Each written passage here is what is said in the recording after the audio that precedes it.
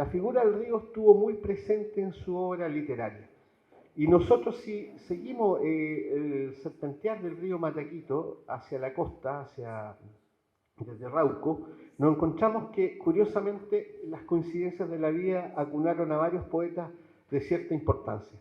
Por ejemplo, en Rauco encontramos a Carlos René Correa, que es un poeta, podríamos decir, lárico, pero de una poesía más bien bucólica, eglógica, muy arraigada con la tierra, pero con una visión bastante idealista, a diferencia de Efraín Barquero, que también es un poeta arraigado a la tierra, pero en su poesía está presente las desigualdades sociales, los conflictos sociales, no así en la poesía de Carlos René Correa, que tiene una visión casi de postal de lo que es el campo, la ruralidad, la religiosidad ancestral y colonial que todavía subsiste en los pueblos. Naín Gómez decía que Carlos René Correa era un poeta menor, puede ser, pero Carlos René Correa fue postulante al Premio Nacional de Literatura, publicó más de 20 libros, fundó la agrupación Fuego de la Poesía, una agrupación bastante importante que aglutinó a muchos poetas nacionales que pudieron publicar gracias a este grupo Fuego de la Poesía. Entre ellos, no sé, podemos nombrar a María Silva Osa, Eliana Navarro, Juvencio Valle, José Miguel Vicuña, Hernán Cañas, Francisco Sandón y otros más. Fuera de Carlos René Correa también encontramos en Rauco Alejandro Gutiérrez Martínez, un poeta casi totalmente desconocido en Chile, pero no menos importante. Sobre todo que fue un poeta maldito que murió en la rebelión de Ranquil, que fue una rebelión campesina en el año 1934 y no se sabe bien las causas de su muerte y hay varias teorías. Se dice que fue asesinado por los hacendados del lugar, se dice que se suicidó por amor y se dice que un marido celoso le dio el bajo y lo hicieron pasar por suicidio. No se sabe. Alejandro Gutiérrez Martínez vivió 26 años, profesor, murió en Selva Oscura, en esta suerte de rebelión campesina del año 34 en Ranquil, y él tiene el mérito de haber publicado un libro junto con Luis Enrique Delano, que es un libro titulado El pescador de estrellas, su única obra publicada, en conjunto con el gran Luis Enrique Delano, ustedes saben, papá de Poli Delano. Pero este libro, que es un libro casi inencontrable, tiene una particularidad, que tiene una gráfica y un diseño muy sorprendente y muy vanguardista para la época, del año 26.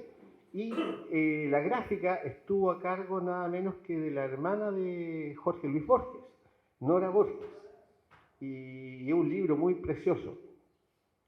Si nosotros seguimos por el Valle del Mataquito más hacia la costa, en Licantén encontramos un gigante de las letras y bueno, aquí está Naín Gómez, que es el principal estudioso en Chile de Carlos Ignacio Díaz Loyola, Pablo de Roca. Pablo de Roca publicó más de 40 libros, Premio Nacional de Literatura, un poeta que recién se está redescubriendo por los jóvenes poetas, por los poetas jóvenes, que han encontrado en su poesía iconoclasta, torrencial, una beta gigantesca e inspiradora para su poesía, para su literatura y para su escritura. Y no es un poeta menor, fue largamente silenciado por razones que no vienen al caso analizar aquí, pero podemos decir, como dijo León Felipe, que un poeta español decía una frase que es, pero para el bronce, dice, Pablo de Roca no solo es el más grande poeta de América, sino que es el más grande poeta de la lengua castellana. Imagínense el elogio que dio León Felipe sobre este poeta de nuestro valle, el Mataquito. Hacia los cerros, frente a Licantén arriba, en Bichuquén encontramos al poeta Augusto Santeliza. Otro poeta no muy conocido, nació en 1907, 1980, estudió en la Escuela de Derecho de la Universidad de Chile, Derecho, se tituló de abogado, escribió no muchos libros, escribió el libro El agua en sombra en 1929 y el libro Un hijo es como un río de 1970 y además tiene un ensayo histórico que se llama El imperialismo norteamericano y su influencia en Chile, que data de 1926. Con ese ensayo, Augusto Santelice obtiene el título de abogado. Lo interesante de Augusto Santelice es que él vivió en Santiago justo cuando se dio la famosa bohemia nerudiana y tuvo una gran amistad con Pablo Neruda y escribió un poema que se llama Oda a la botella, que Pablo Neruda le encantaba y le fascinaba.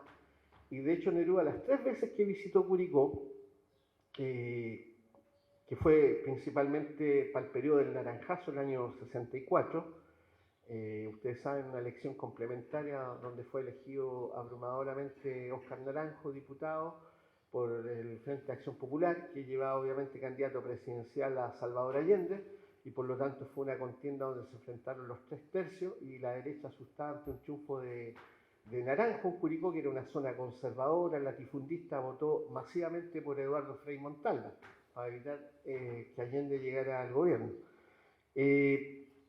Neruda quiso siempre visitar a Augusto Santelice y no pudo, porque en ese tiempo el camino hacia la costa era un verdadero infierno, muy tortuoso, sobre todo Bichuquén, y todavía, pese a que está pavimentado la ruta, es muy difícil llegar a Bichuquén desde Licantén o Gualañé.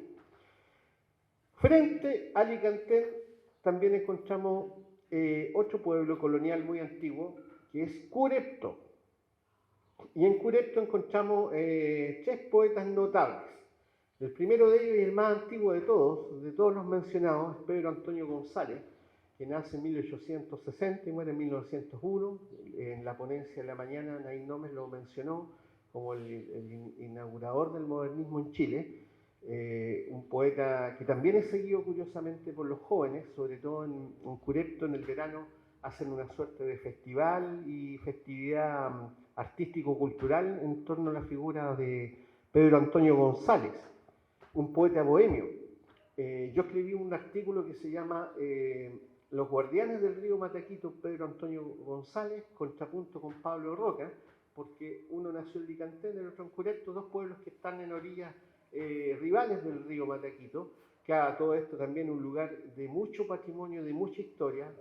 Recordemos que en el sector de la Huerta, comuna de Gualañé, en el cerro Chilipilco, fue dado de baja nada menos que el Toqui Lautaro.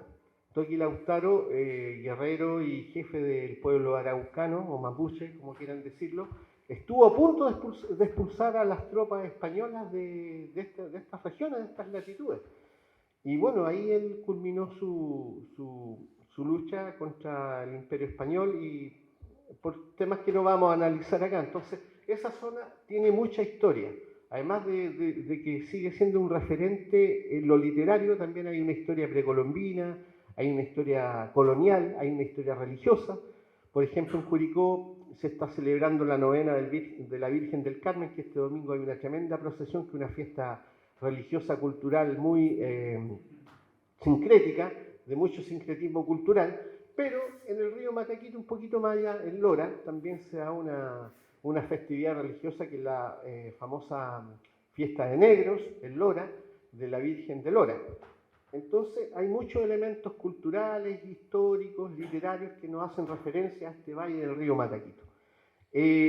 En Curepto también encontramos a otro poeta más contemporáneo, conocido de algunos de ustedes.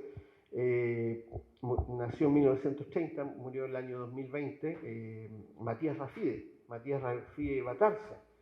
Nació el 5 de noviembre, en 1929, estudió en el Instituto San Martín de Curicó, después se fue a estudiar a la Universidad Católica en Santiago, donde estudió pedagogía en castellano y después ganó una beca a España, doctorándose en filosofía y letras por la Universidad de Madrid.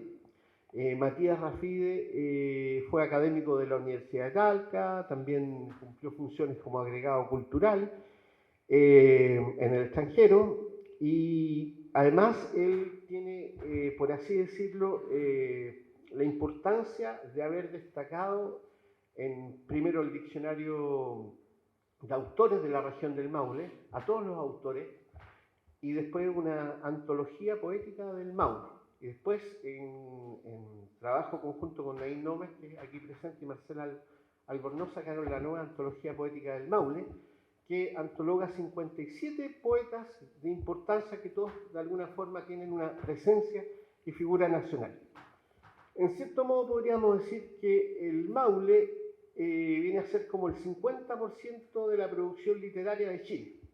Una porque de los dos premios Nobel nacionales, uno es del Maule, Neruda. Pero también encontramos otras figuras literarias muy importantes. Encontramos la Mandrágora, en Talca, Eduardo Anguita, en Linares, Omar Cáceres, en Cauquenes, Pablo de Roca, en Licantén, Efraín Barquero, en Teno, Boloya Teitelman estudió en Curicó y su formación política viene de Curicó, de cuando estaba en el Liceo Luis Cruz Martínez, que es el quinto liceo más antiguo de Chile. O sea, estamos hablando de muchos temas que son emblemáticos y simbólicos para la cultura nacional y las letras chilenas.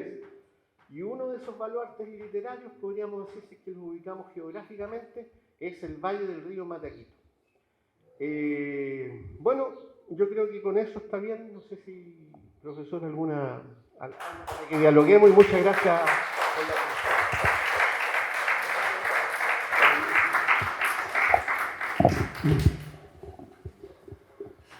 Bueno, es un honor compartir esta mesa con Rodolfo, con quien somos colegas, amigos hace muchos años, y compartimos también con Bernardo ser columnistas del diario Talca. Estoy haciendo propaganda para que el diario se mantenga, porque los diarios de papel hoy día nacen y mueren fácilmente, entonces hay que apoyar y hay que reconocer que el diario Talca le da un tremendo espacio a la cultura y en particular a la literatura. Tengo un encargo de Hugo Pizarro, el gran anfitrión de este evento, en que me dice que haga un recuerdo del poeta y escritor talquino Juan Muñoz Bellón, que fue, bueno, en lo particular amigo. Alcancé a reseñar uno de sus últimos libros, publicó poco antes de su deceso 3 libros, un libro de soneto, un libro de cuentos y una novela. Yo alcancé a hacer una crónica de su novela y repentinamente la muerte se lo llevó. En el programa que ustedes recibieron viene un hermoso poema de Juan Muñoz Bellón, no sé si lo leyeron, me imagino. Bellísimo. No lo voy a leer, aunque me gustaría leerlo porque creo que es muy insinuante. Bueno, dedicado a X.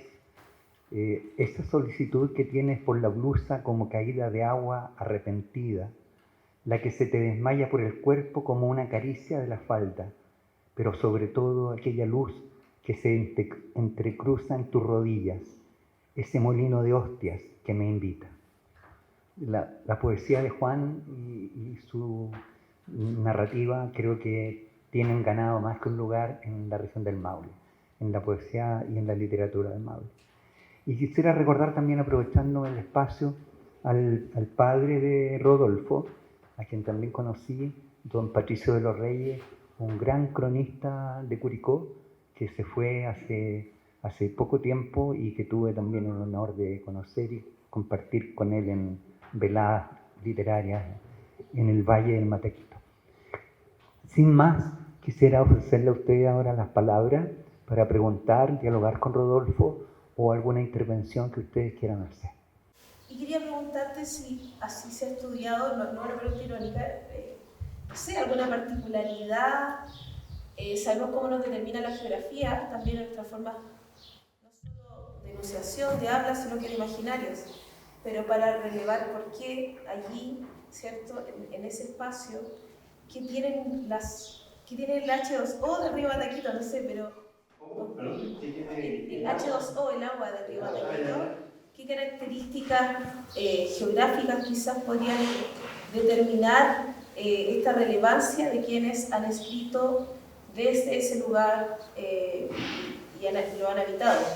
Lo cierto es que todos estos poetas son de inicios del siglo XX y en el caso de Pedro Antonio González más antiguo todavía.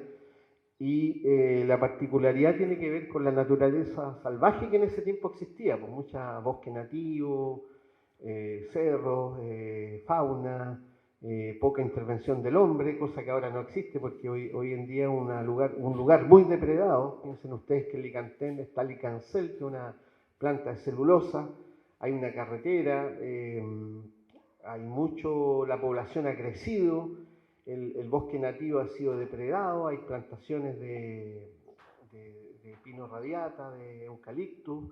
Piensen que hace poco los grandes estos incendios forestales de la zona central, ahí fue terrible. De hecho estuvo el supertanker y el Luchín tirando agua ahí en esas zonas de Bichuquén, Gualañé y Licantén, y para el otro lado también. Entonces esa como naturaleza exuberante ya no existe.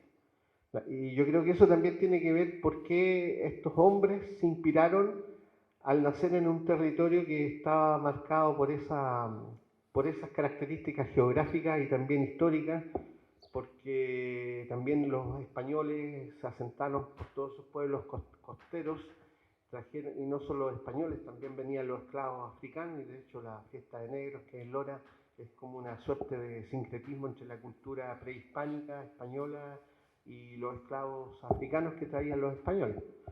Y de hecho toda esa zona Bichuquén, que está arriba de los cerros sobre el río Mataquito, tiene que ver mucho con saberes de chamanes y cosas por el estilo. Y bueno, yo creo que por ahí podría ser la explicación, no tendría otra explicación más puntual sobre tu pregunta. Compartíamos recién con Aurelia sobre el impacto y la energía y la mitología que se ha dado alrededor del río Maule. Yo vivo muy cerca del río Maule y eso me ha tocado, pero también me ha tocado lo del Valle del Licantén, o sea, lo del Valle del Mataquito. Y es realmente impresionante todo lo que Rodolfo cuenta, es parte de esa cultura, ¿no? Y que hoy día sobrevive ahí en medio de esta curiosa o contradictoria modernidad.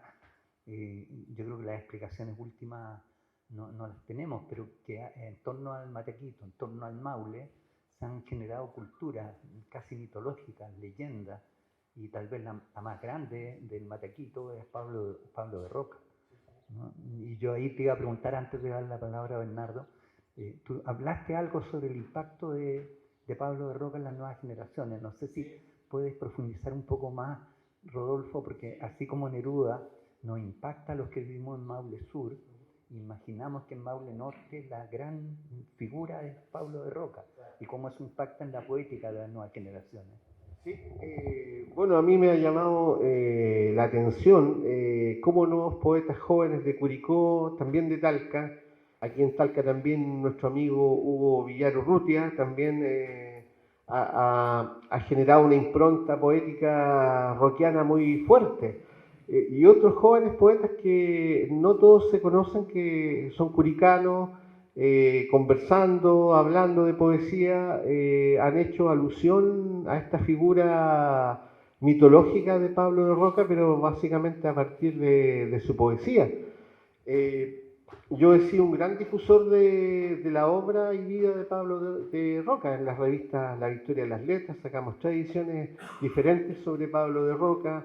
Hemos hecho seminarios, presentaciones en Curicó de nuevas reediciones de libros como Morfología del Espanto o Estilo de Masa a través de la nueva editorial Quimantú con Mauricio Torres Paredes, muchos artículos en los diarios, en los talleres que yo hago de literatura siempre hablo de Pablo de Roca, le doy a la gente a escuchar los audios, los libros, y veo que genera bastante impacto e interés en las nuevas generaciones y también en las generaciones antiguas que no conocían a Pablo de Roca. Y han surgido, por ejemplo, en Licantén hay un cabro rapero que se llama Versos Roquianos, algo así, que es de Licantén, y han hecho también algunos festivales. Aquí en Talca se está haciendo el Festival Pablo de Roca, que es de música hace mucho tiempo. En Linares, el grupo de rap Proyecto Rama, que hicieron un videoclip que ganaron uno de los festivales Pablo de Roca. Enemigo Total, que es un muy buen videoclip que está filmado ahí en donde está la Plaza Pablo Roca en Licantén, a orillas del río Mataquito. Entonces hay una gran cantidad de cabros jóvenes, que se han impactado por la poesía de Pablo de Roca y de alguna forma la están reinterpretando, siguiendo, leyendo, reescribiendo, inspirándose en algunos de sus libros o versos. También tuve la oportunidad, por este mismo tema de pasión por dar a conocer y difundir la obra y vida de Pablo de Roca, de conocer a un español que es pintor, escritor, Antonio Manuel Chávez Cuñas, que es gallego, que es director nada menos que de un museo de Galicia. Él vino a vivir a Chile en el 2013, por ahí, con su señora, que era médico de una clínica del barrio Alto, no recuerdo cuál. Y él un día, me cuenta, caminando por Providencia, ve un declínico o algo así, lo compra, y adentro viene un reportaje o un artículo sobre Pablo Roca, y ahí lo conoce, y se hace uno de los más fervorosos seguidores de Pablo Roca fuera de Chile. Él vive en España. Él es pintor, hizo un retrato de Pablo Roca que no existía en la SES, que lo llevó a la SES y lo colocaron en uno de los salones principales de la Sociedad de Escritores de Chile, en Almirante Simpson. Leyó la obra de Roca por completo, compró libros, qué sé yo lo traje a Curicó, di una charla cuando lanzamos el número 6 de la revista La Victoria de las Letras, y también hace una interpretación interesante de Roca que lo vincula con la cultura hebrea. Y él me dice que Pablo de Roca tiene una raíz hebrea y habla de la cábala y otras cosas que yo en lo personal no entiendo mucho, porque más bien por el lado esotérico, y incluso plantea unas teorías que no las voy a decir aquí, pero que me conmocionan. En esta breve reseña hay otros nombres que tampoco mencioné, por ejemplo Abel Pavés, que es un poeta antiguo de Curepto, y otros más que son de allá, que no los hemos mencionado, pero que si nosotros investigamos más a fondo, van a aparecer más nombres y más figuras. Estas son como las más conocidas, las principales. Lo que sí uno nota que, como lo conversamos alguna vez con algunas poetas, la deuda que todavía existe de poetas mujeres que no figuran tanto, aunque Isabel Gómez hizo una excelente reseña antes, tanto en este caso en el Valle del Mataquito como en otros lugares, pero uno entiende por las condiciones históricas del momento, las condiciones socioculturales de la época. Pero hoy en día están saliendo una cantidad enorme de poetas mujeres y que muy vale la pena ponerle atención para no quedar atrás en el tiempo con respecto a estas nuevas voces, estas nuevas propuestas, estos nuevos proyectos literarios y eso. Bueno, eso nada más. Un poco por las características de Pablo Roca, que pese que hizo un viaje por América cuando estaban los gobiernos radicales, cuando fue en el periodo de la Segunda Guerra Mundial, instando en estas agrupaciones antifascistas. Ustedes saben que de Roca recorrió Chile, Argentina, Perú, Colombia, Ecuador, México y llegó a los Estados Unidos, donde grabó en la Biblioteca del Congreso, en el Capitolio, textos del libro Morfología del Espanto, que la Fundación Pablo Roca pudo rescatar y que ustedes lo pueden encontrar en YouTube. Pueden ahí bajar y descargar las grabaciones que él hizo en la Biblioteca del Congreso, del Capitolio, en Estados Unidos. En parte por la dimensión que él era un poeta muy encerrado en el tema nacional chileno pese a ese viaje. Segundo, que fue un poeta marginado y automarginado. Tercero, de que habían otras voces que afloraron y tuvieron mucho mayor impacto. Por ejemplo, Neruda, la grandeza de Neruda opacó mucho la obra de Pablo de Roca, además que hubo problemas personales y rencillas entre ellos. Entonces eso también generó a que Pablo de Roca, por un carácter también difícil y las contradicciones que tenía como persona, también quedara en esta, no diré competencia entre poetas, pero quedó en otro plano.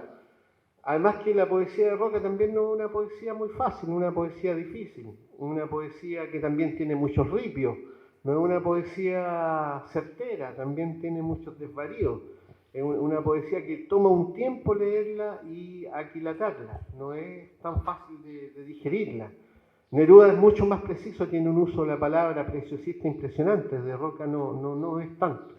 Entonces yo creo que esos factores, Él era, yo no diría que era el que producía sus propios libros y además no entregaba los libros a críticos. Por lo tanto, la cobertura de los medios no era, según él, no era importante, porque él andaba vendiendo un libro personalmente. Yo lo conocí en Copiapó Y eso yo creo que influyó en que para el mundo no apareciera tanto como en el caso de Neruda, que sale como cónsul y empieza a recorrer el mundo. ¿Te das cuenta? No tuvo esa oportunidad. Dos cosas. Una, a propósito de la divulgación, en este minuto en Casa de América de Madrid se está haciendo un homenaje a Los Gemidos de Pablo de Roca, en que participan dos poetas chilenos, uno de ellos es Héctor Hernández Montesí. Se está haciendo esta semana. Dos, yo creo que hay un problema más, volviendo un poco atrás, volviendo al momento de las vanguardias, volviendo justamente al año en que se cumplen 100 años hoy día, al año 22, ya cuando se publican Los Gemidos. Ahí hay un tema de que la crítica internacional, pero también la crítica chilena, nunca aceptó la importancia que tenía Pablo de Roca para las vanguardias chilena y latinoamericana. ¿Ya? Nunca aceptó eso. Y hasta el día de hoy, en la crítica chilena de los especialistas en vanguardia, ya, Jaime Concha, Nelson Osorio, un montón de gente que yo conozco, Grino Rojo, no aparece Pablo de Roca en las vanguardias, menos en América Latina. Yo revisé montones de estudios latinoamericanos y chilenos y no está. Jorge Schwartz, que es un brasileño, que trabajó todo el tema de las vanguardias en un libro que tiene 600 páginas, al único que menciona en Chile es a Huidobro, a nadie más. Y de Roca es uno de los primeros vanguardistas latinoamericanos. Y esa es la pelea que yo he dado como por 30 años para que sea considerado como uno de los epígonos de la vanguardia latinoamericana. Pero Pablo de Roca merece eso y mucho más. Y Naima ha dedicado gran parte, o casi toda, o gran parte de su obra más bien, a reivindicar ese nombre. Lo mismo que Rodolfo en los espacios que cada uno va ocupando en la región del Maule. Muchas gracias por participar, muchas gracias Rodolfo.